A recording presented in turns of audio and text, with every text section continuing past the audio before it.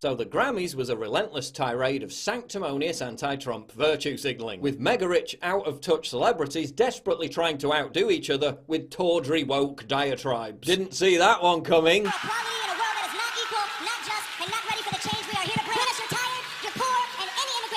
I mean, how brave must you need to be to get up in front of a self-satisfied circle jerk that already agrees with everything you say and regurgitate the same glib mantra that they're about to regurgitate 5 minutes later? So stunning. So brave. The general public aren't even allowed into this ass-kissing contest. Yet you've got the gall to get up there and claim you speak for the little people. Give me a break. Hashtag MeToo slacktivists didn't waste an opportunity to lecture us about the objectification of women. We come in peace, but we mean business. While girls with little more than paint covering their tits jiggled around on stage, while the audience whooped and hollered for Hillary Clinton.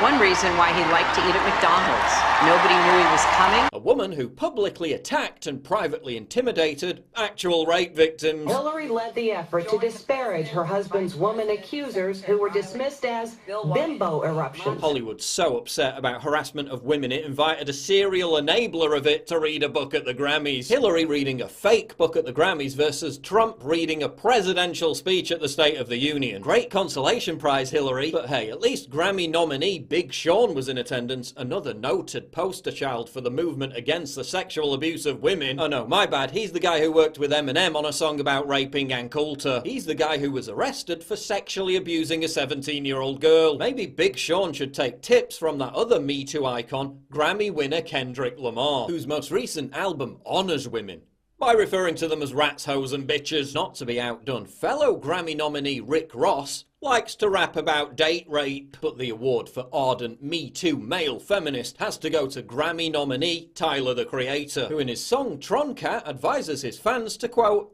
rape a pregnant bitch. I mean, maybe Harvey Weinstein can return to public life as a hip-hop artist. The Grammys would love him. Lorde wore a quote by a feminist author saying our times are intolerable and calling on people to overthrow the oppressors. So I guess she must have been talking about Iran, where actual oppressors are imprisoning actual feminists for standing up for actual women's rights. No. She was whining about not being asked to perform at the Grammys. Well, cry me a river. While Lorde was praised for her vacuous platitude, Joy Via's message of, hey, why don't we protect females by not killing them in the womb, didn't go down so well. Pretty bad weekend for Jay-Z. 8 nominations and 0 awards. He also got roasted by Trump, who reminded him that black unemployment was at a record low. Oh, but money doesn't matter according to Jay-Z. It's not about money at the end of the day. Except if you're selling crack cocaine to black people, then bragging about how it gave you great business acumen years later. But Jay-Z really cares about African Americans. He also really cares about women, which I presume is why he was nominated for 8 Grammys. Jay-Z is all about the Me Too movement. After all, this is the same guy who gave us the immortal feminist line, you know I thug 'em, fuck 'em, love 'em, leave 'em, 'cause I don't fucking need 'em. I mean, Jay-Z cares so much about women. He cheats on his wife, the mother of his 2 daughters. Perfect role model. Now, the Resistance is set to stage another public temper tantrum with the George Soros-sponsored People's State of the Union.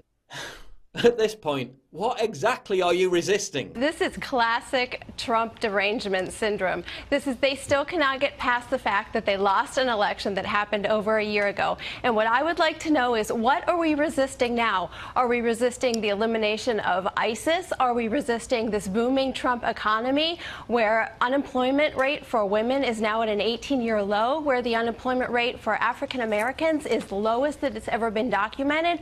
Are we resisting that 270 companies have now announced that they are going to give back to their employees raises and bonuses and put more money in their 401ks since the Trump tax cuts have taken effect? What are we resisting? Then we had to endure the spectacle of James Corden apologizing for being white. It's funny because I know numerous people who've worked with James Corden, and every single one of them, every single one, says he treats his colleagues like dirt and is a complete twat. Maybe you should apologize for that. And how did the American people respond to all this? Grammy viewership plunged 20% compared to last year. ratings hit an all-time low. Just like the NFL, everyone's sick to the back teeth of you injecting identity politics into absolutely everything. The more you blithely regurgitate the same brain-dead progressive cliches, the less people care. Newsflash, idiots, you're not Che Guevara, you're mindless celebrities. Save us the hysteria, save us the tedious virtue signalling. Drop the politics. Just shut up and sing.